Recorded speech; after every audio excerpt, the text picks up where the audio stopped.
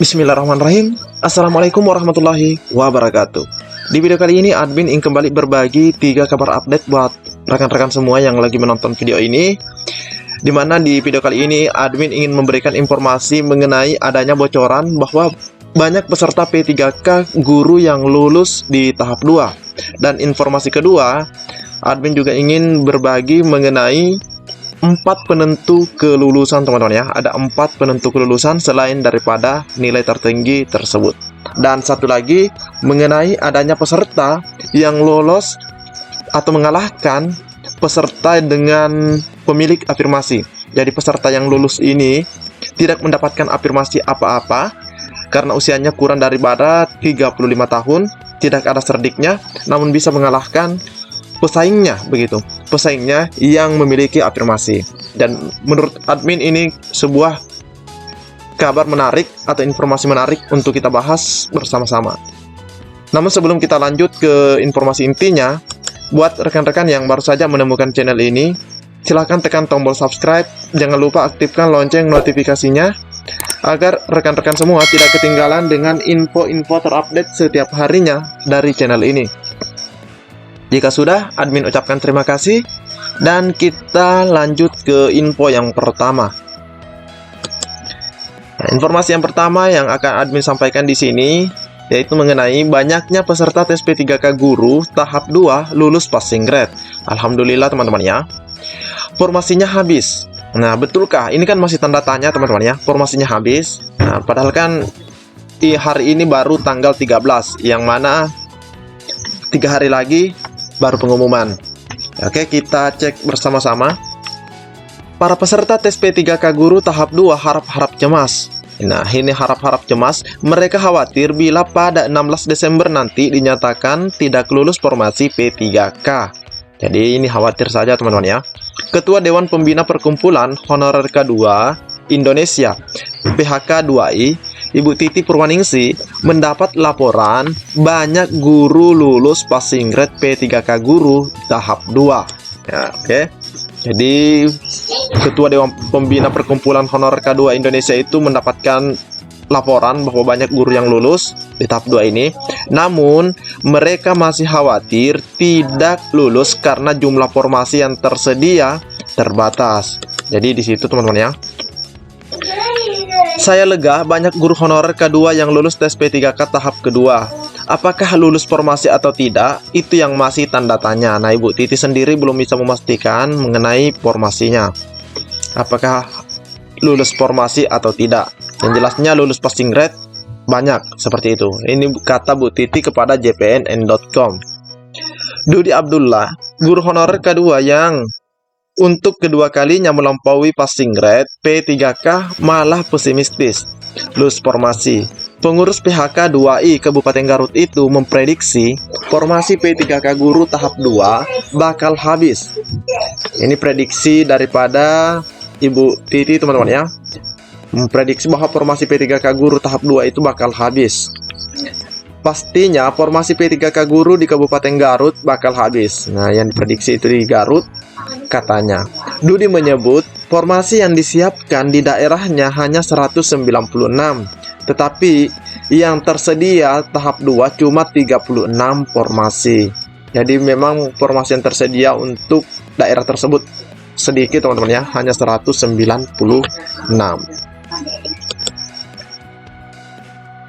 Formasi itu terdiri dari guru kelas SD sebanyak 27, guru PAI SD 3 formasi, dan sisanya formasi SMP. Oleh karena itu, Dudi memiliki sertifikat pendidik ini mengaku masih harap-harap cemas. Nah, ini Pak Dudi memiliki sertifikat pendidik, masih khawatir teman-teman ya.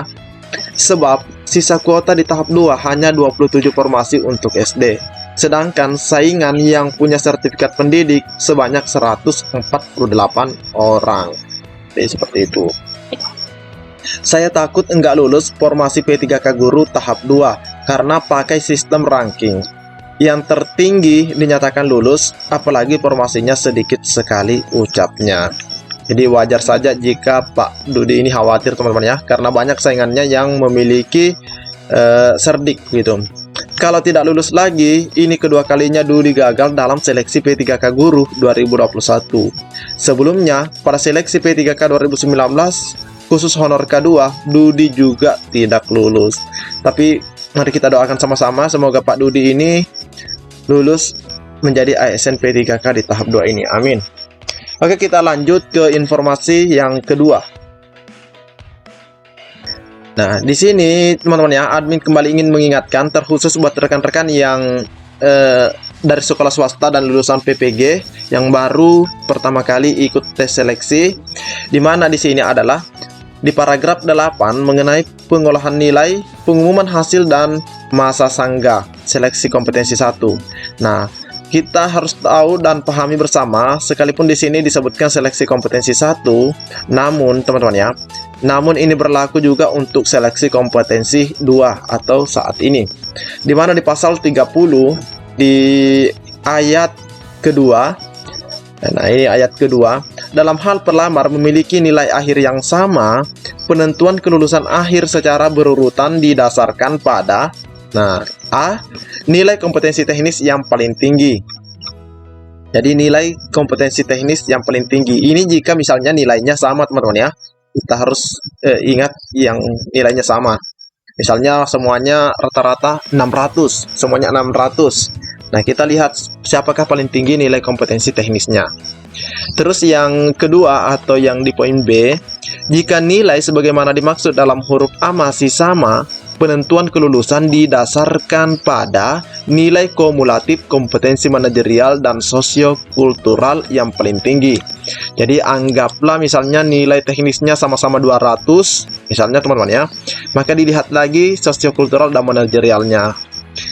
Siapa yang paling tinggi di situ.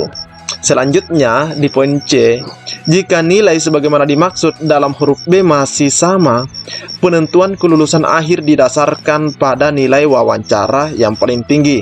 Jadi anggaplah misalnya manajerial dan sosiokulturalnya sama-sama 150, maka dilihat lagi wawancaranya. Yang mana kita ketahui nilai wawancara maksimalnya itu 40. Nah, di mana di poin D lagi kita bisa lihat, jika nilai sebagaimana dimaksud dalam huruf C masih sama, penentuan kelulusan didasarkan pada usia paling tinggi. Alhamdulillah juga di sini teman-teman ya. Artinya di sini ada kesempatan besar buat rekan-rekan guru yang sudah, mohon maaf, sudah berusia banyak begitu teman-teman ya. Namun sampai hari ini atau sampai saat ini beliau itu masih mengabdikan dirinya untuk anak-anak kita, untuk generasi penerus bangsa ini, sehingga mereka bisa dikatakan mendapatkan nilai plus di sini karena penentuan kelulusan akhir itu berdasarkan usia. Namun ini yang terakhir teman-teman ya.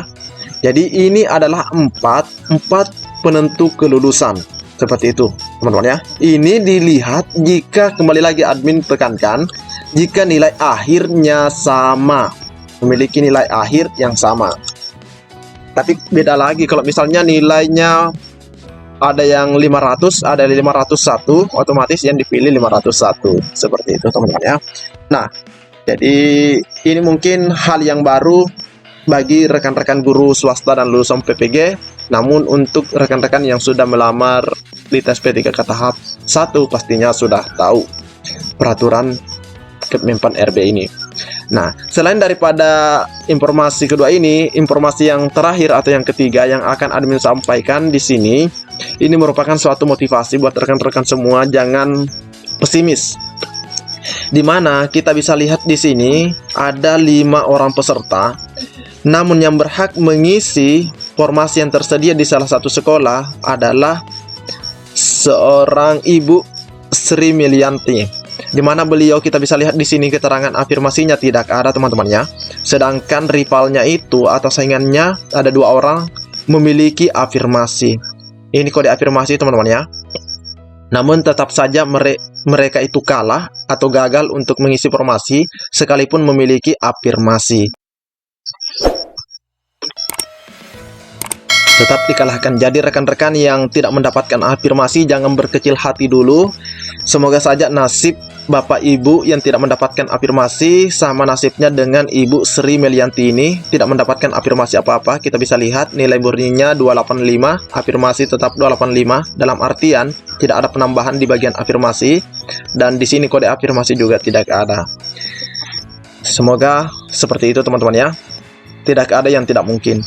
Mungkin cukup sampai di sini informasi yang dapat admin sampaikan di video kali ini. Semoga semua peserta yang lagi menonton video ini lulus menjadi ASN P3K di tahap 2 ini.